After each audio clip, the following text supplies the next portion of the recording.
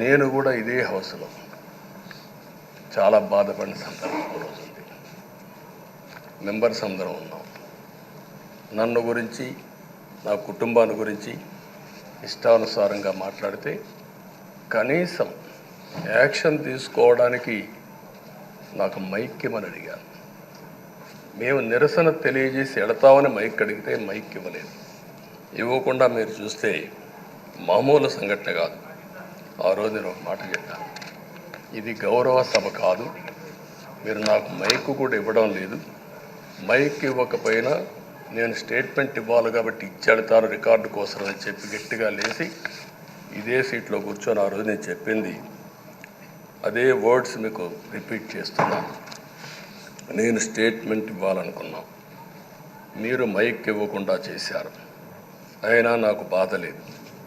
మళ్ళీ చెప్తున్నా, ముఖ్యమంత్రిగానే ఈ హౌస్కు వస్తాను తప్ప అదర్వైజ్ నాకు ఈ రాజకీయాలు అవసరం లేదు. ఇది ఒక గౌరవ సభ కాదు. ఇలాంటి గౌరవ సభలో నేనుండనని మరొక్కసారి చెప్తూ మీకు నమస్కారం. ప్రజలకు విజ్ఞప్తి చేస్తున్నా, నా అవమానం మీరు అందరూ అర్థం చేసుకొని నిండు మనసుతో ఆశీర్వదించాలని కోరుతూ ఈ సభ నుంచి వాకౌట్ చేస్తున్నానని చెప్పి వాకౌట్ చేసి బయట ప్రెస్ కాన్ఫరెన్స్ పెట్టాను. ఎందుకు ఈ విషయం చెప్తున్నానంటే, నా జీవితంలో ఇది 9వసారి నేను ఎమ్మెల్యే.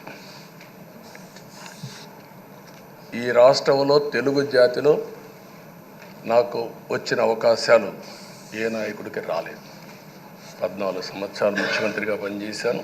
ఇప్పుడు మళ్ళీ ముఖ్యమంత్రి అయ్యాను. 15 సంవత్సరాల పొజిషన్ పార్టీ లీడర్గా పనిచేశాను. కానీ తిరుపతిలో నా పైన దాడి జరిగింది. 24 క్లేమోర్ మైన్స్ నా మీద బ్లాస్ట్ చేశారు. ఆ రోజు కూడా నా కళ్ళలో నీళ్ళు రాలేదు. మొట్టమొదటిసారిగా ఎలాంటి సంబంధం లేని నా సతీమణి పైన ఆరోపణలు చేశారు.